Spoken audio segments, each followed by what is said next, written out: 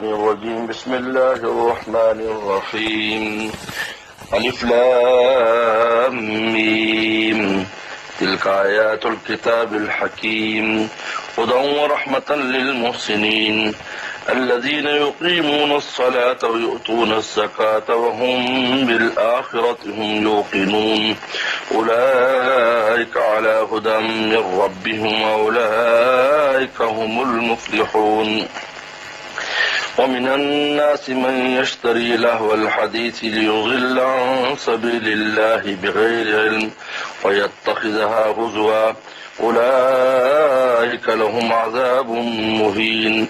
وإذا تتلى عليه آياتنا ولى مستكبرا كأن لم يسمعها كأن في أذنيه وقرا فبشره بعذاب أليم. إن الذين آمنوا وعملوا الصالحات لهم جنات النعيم خالدين فيها وعد الله حقا هو العزيز الحكيم. خلق السماوات بغير عمد ترونها وألقى في الأرض رواسي أن تميد بكم وبث فيها من كل دابة وأنزلنا من السماء ماء فأنبتنا فيها من كل زوج كريم. هذا خلق الله فأروني ماذا خلق الذين من دونه بل الظالمون في ضلال مبين. صدق اللہ مولانا العظیم. سورہ لقمان ہے اور سورہ لقمان بھی قرآن مجید کے تذکرے سے شروع ہو رہی ہے، کیونکہ پچھلی سورت سورہ روم تھی، وہ بھی پیشن گوئی سے اور قرآن مجید کے تذکرے شروع ہوئی، یہ بھی قرآن کے تذکرے سے شروع ہو رہی ہے، اور اس میں دو گروہوں کا بیان ہے، سوداش اور اشقیاء، اور ان کے انجام کا بیان ہے. اور قرآن مجید کے مقابلے پر لہو الحدیث کا بیان ہے. لہو الحدیث، اللہ نے فرمایا ہم نے قرآن مجید ہدایت اور رحمت کے لیے بھیجا، تو اس کے مقابلے پر لوگ لہو الحدیث لاتے ہیں قرآن مجید سے اعراض کے لیے اور لوگوں کو روکنے کے لیے. لہو الحدیث، لہو الحدیث کیا ہے؟ لہو الحدیث گانے بجانے، مزامیر، آلات موسیقی اور گانے والیاں، مغنیات مراد ہیں. یہ نضر بن حارث ایک کافر تھا. جب پیغمبر اسلام قرآن مجید لوگوں کو انہوں نے سنانا شروع کیا تو یہ نضر بن حارث سفر کرتا تھا، تو یہ لونڈیاں لے کر آتا تھا شام سے جو گانے گاتی تھیں، اور اس کے ساتھ ایران اور روم کے بادشاہوں کے تذکروں کی کتابیں لاتا، اور وہ لوگوں کو چوک میں بیٹھ کے پڑھ کے سناتا تاکہ لوگ قرآن نہ سنیں. اور خاص طور پر جس کے بارے میں لوگ یہ کہتے کہ یار یہ آج کل قرآن مجید کی طرف مسلمان تو زیادہ راغب ہے، وہاں آنا جانا اس نے کر دیا ہے، تو اس کو خاص طور پر مفت میں شراب پلاتا، پھر کنجریوں سے اور مغنیات سے، ان سنگر سے گانے سنواتا، موسیقی چلواتا، اور پھر ان کو کہانی سناتا. کہا یہ زیادہ اچھا ہے یا وہ جو عاد اور سمود کی بات کرتا ہے اور ڈراتا ہے اور نماز روزے کی باتیں کرتا ہے، تمہیں مشقت میں ڈالتا ہے، تو اس میں زیادہ مزہ ہے. یہ لہو الحدیث ہے. اور واقعی آج یعنی یہ اس وقت اور آج کے معاملے میں کتنے ملتی جلتی باتیں ہیں. آج بھی لہو الحدیث جو ہے، یہ ڈرامے، یہ فلمیں، یہ موسیقی کے آلات، یہ گانے گانے والیاں، مغنیات اور سنگرز، یہ سب کیا ہے؟ یہ لوگوں کو مشغلہ دے رہے ہیں تاکہ لوگ قرآن کی طرف راغب نہ ہوں، اور اس میں چونکہ نفس کی حظ نفسانی شامل ہے اور شیطان بھی اس کو مزین اس میں مزہ ڈال دیتا ہے، لہذا وہ قرآن کی بات کوئی نہیں سنتا اور وہاں سن رہے ہیں. یہ لہو الحدیث، یہ لہو الحدیث کا قرآن مجید نے جو سورہ لقمان میں ذکر کیا ہے، آج بھی اس کے نمونے، آج تو کثرت سے، آج تو میڈیا کا کام ہی لہو الحدیث ہے، جھوٹی کہانیاں اور جھوٹے یہ. اور آپ دیکھ لیں جب کوئی مشغول ہو جاتا ہے اس میں تو اس کو پکے پکے قرآن کے قاری اور پڑھنے والے اور تلاوتیں کرنا سب چھوڑ دیتے ہیں، اسی کام میں پڑے رہتے ہیں، خبروں کے اندر ہی پھنس جاتے ہیں۔ اگر خبر کے چینل پر بیٹھ جائیں ایک چھوٹی سی خبر کے، تو چھوٹی سی خبر پر سارا وقت ضائع ہو جاتا ہے، سارے معمولات خراب ہو جاتے ہیں انسان کے۔ یہ لاہو الحدیث ہے۔ لاہو الحدیث میں مراد جو ہے نا وہ مغنیات، گانے گانے والیاں، آلات موسیقی، مزامیر اور ستار اور یہ جتنے بھی گانے کے جو ہیں وہ سب اس کے اندر شامل ہے، اور اس کے ساتھ جھوٹی کہانیاں جو بنائی ہوتی ہیں، نعوذ باللہ من ذالک، وہ ساری اس میں ہے۔ اس میں جھوٹے ناول، جھوٹے افسانے، یہ ساری چیزیں اس کے اندر ہیں۔ یہ لاو الحدیث میں یہ قرآن مجید میں صاف ذکر ہے، گانے بجانے ان سب کا کی گمراہی کے لیے۔ تو کہتے ہیں جی دلیل بھی گانا بجانا، یہ قرآن کہہ رہا ہے، اور یہ کس کی عنوان پر لائے؟ قرآن مجید کی عنوان پر لائے۔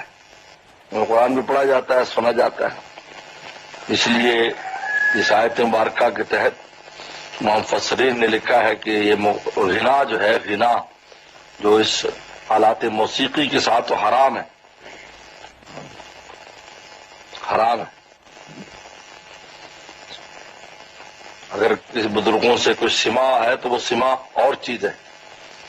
اس کے لیے ہمارے حضرت والا فرماتے تھے کہ رحمۃ اللہ علیہ کہ بھائی سماع کی بڑی سخت شرائط ہے کہ پڑھنے والا مرد اور عورت نہ ہو، اور اللہ والا ہو پڑھنے والا، سننے والے بھی اللہ والے ہوں جو اللہ سے محبت رکھتے ہوں، آلات موسیقی نہ ہو، اس کے اندر مضمون اس کا ٹھیک ہو۔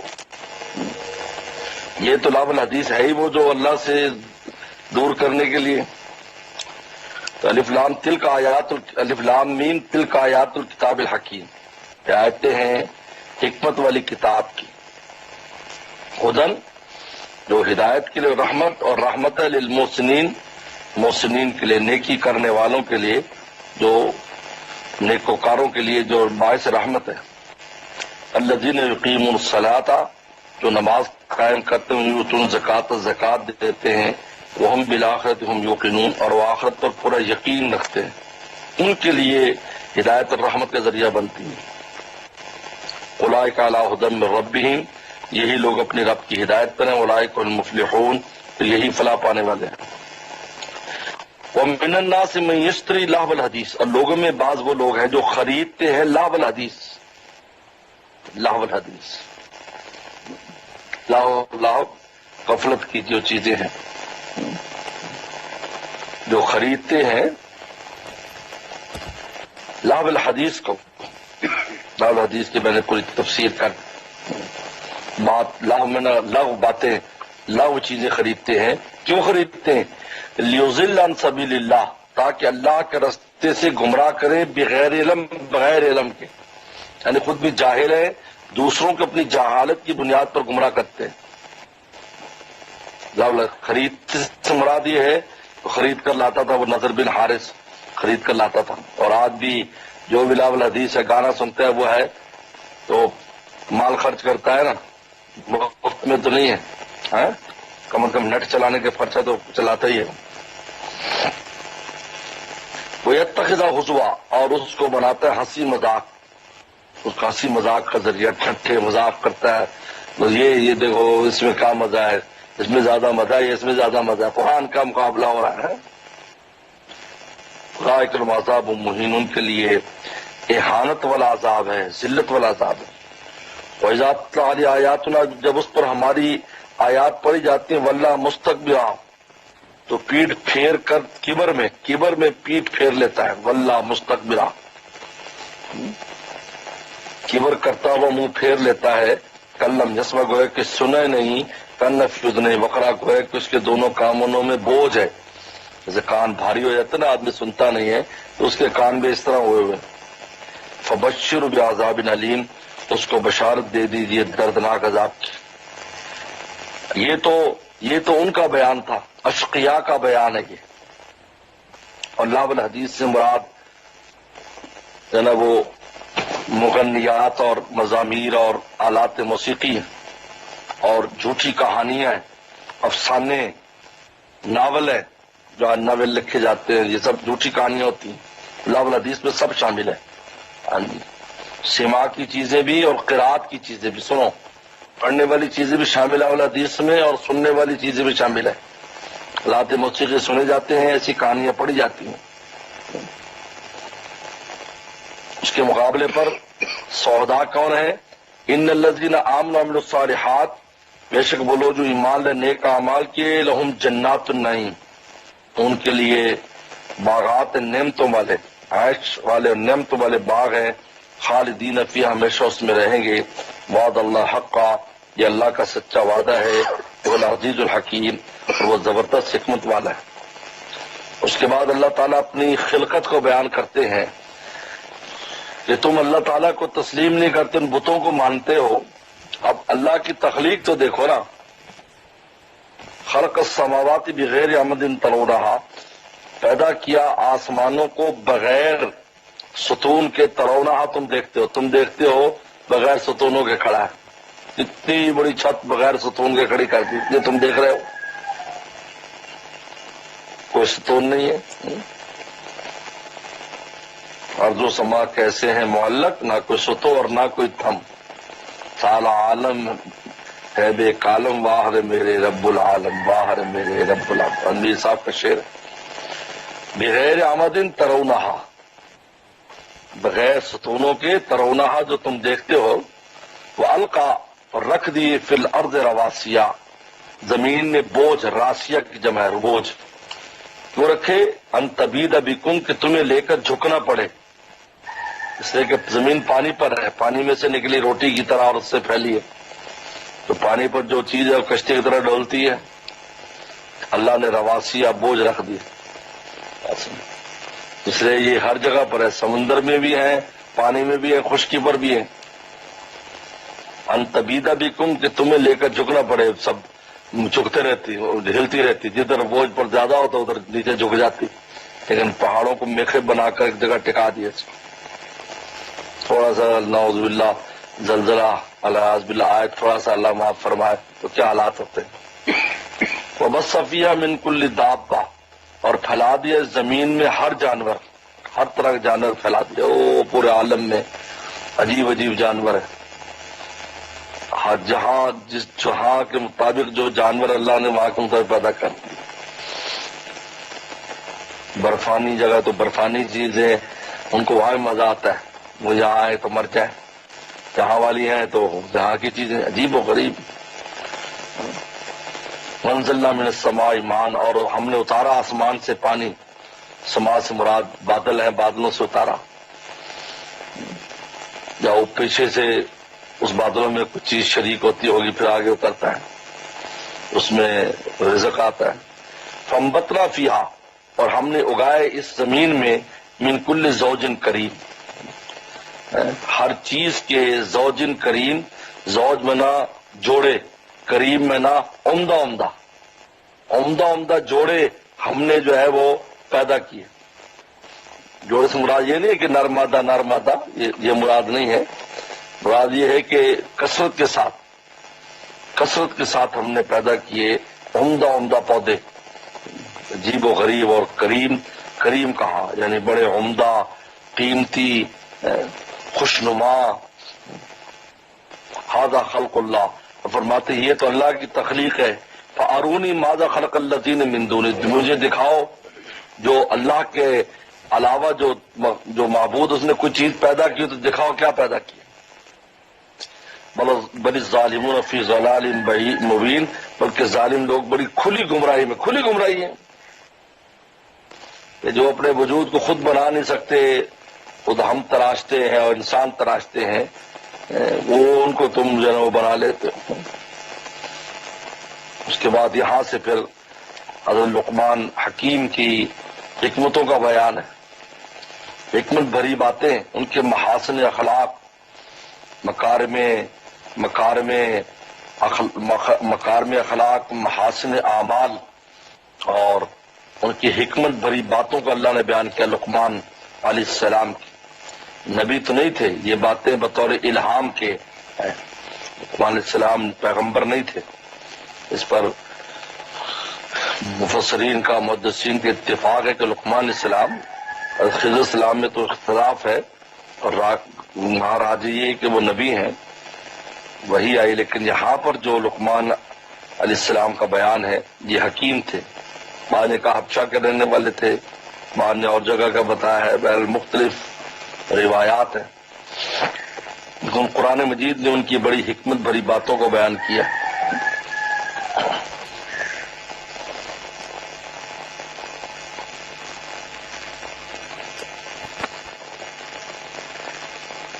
الحکمت ان اشکر للہ ومن یشکر فانما یشکر لنفسہ ومن کفر فان اللہ غنی حمید. وإذ قال لقمان لابنه وهو يعظه يا بني لا تشرك بالله إن الشرك لظلم عظيم.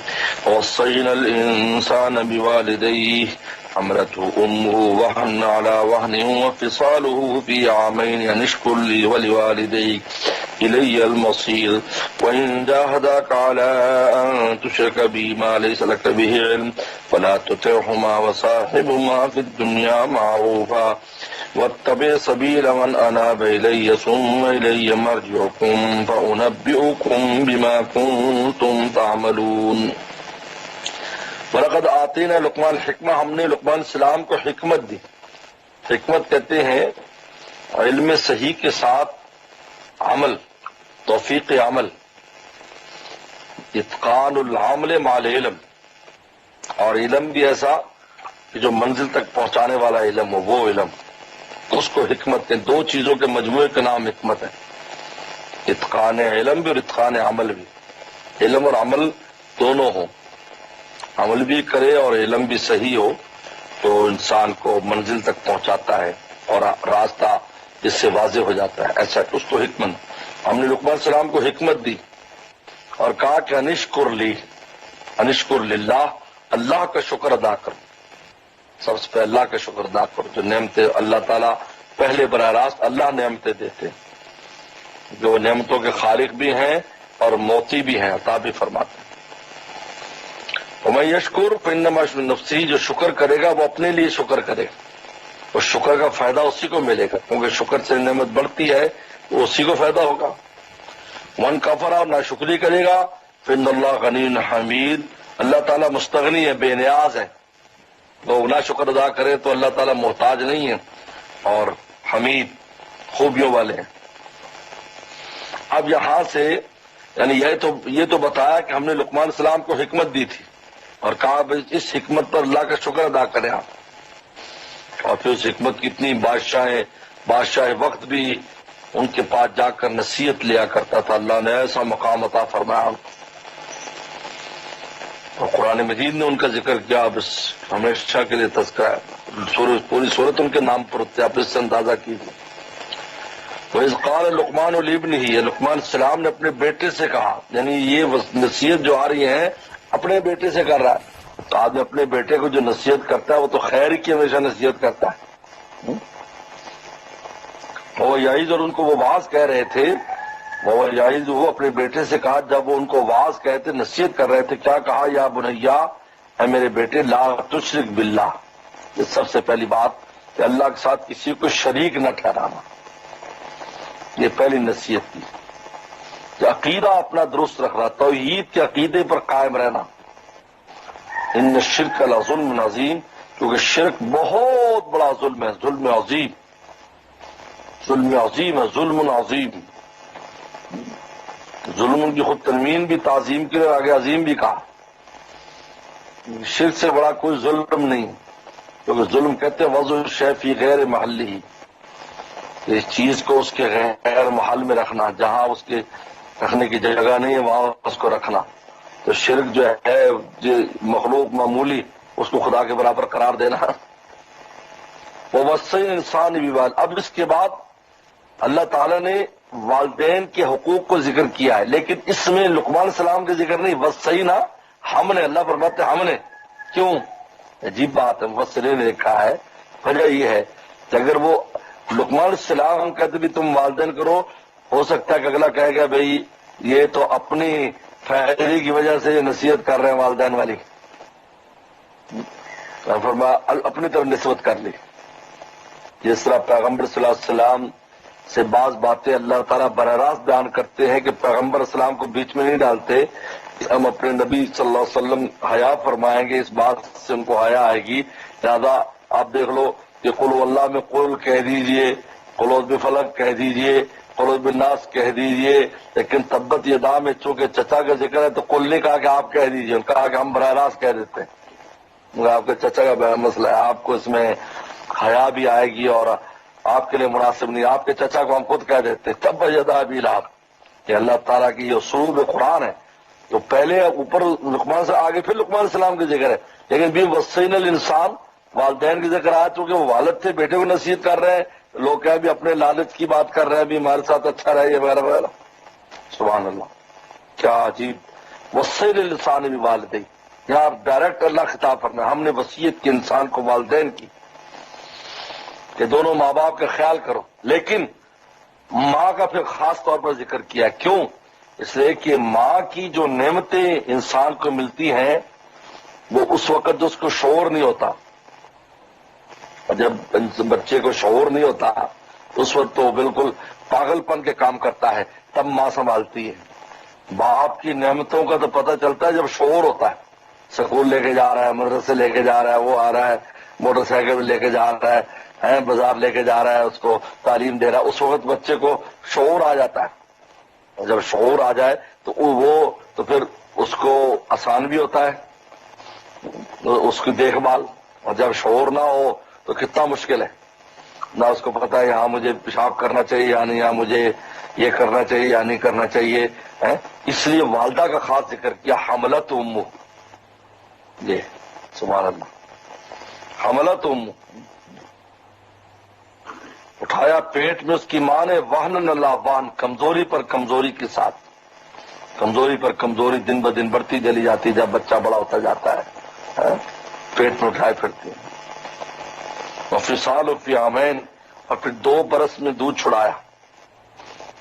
یہ 3 سال تکلیف دہ ماں کے لیے ہوتے ہیں، اس میں وہ اپنا کوئی پرواہ نہیں کرتی، حالت حمل میں بھی اور پھر 2 سال دودھ پلانے میں. انشکر لی، اب انسان وصیت کرتے ہیں پہلے میرا شکر ادا کر، والدہ اور والدہ پھر والدین کا شکر ادا کر. پہلے میرا شکر گزار ہو.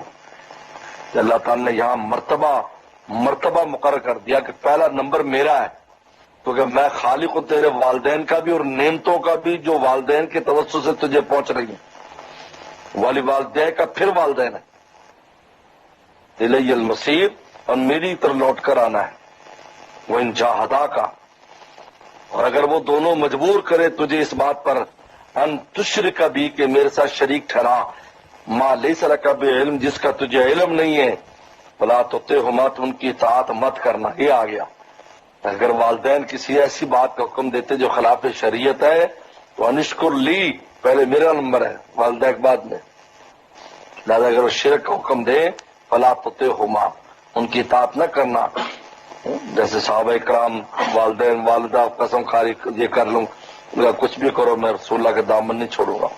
وصاحبہما فی الدنیا معروفا، لیکن سلوک کر ان کے ساتھ، جب ساتھی رہے ان کا دنیا میں اچھا، معروف طریقے سے ان کے ساتھ زندگی بسر کر. لیکن راستہ کس کے اختیار کر رہا ہے تو نے؟ والدین تو شرک کا حکم دے رہے ہیں، کفر کا. واتبع سبیل من اناب الیہ، اتباع کر اس کے راستے کی جو ہماری طرف انابت رجوع کرتے ہیں. یہ ہے، اگر والدین خلاف شریعت کا حکم دے تو تم نے کس کے پیچھے چلنا ہے؟ انابت والوں کے پیچھے چلنا ہے، اللہ والوں کے پیچھے چلنا ہے، علماء صلاح کے پیچھے چلنا ہے، پیغمبر کے پیچھے چلنا ہے، صحابہ تابعین کے پیچھے چلنا ہے، تم نے ان کے پیچھے چلنا ہے. واتبع عام کر دیا اس کو، نبی کی ذات سے لے کر قیامت تک آنے والے علماء صلی اللہ والے سارے شامل ہیں کہ ان کے پیچھے چلو. تم نہ والدین کی نہیں سننا. تو صرف عقل کہہ دیتے ہیں بھائی والدین کا حق زیادہ ہے، آپ کے مرشد سے، آپ کے استاد سے والدین کا حق زیادہ ہے.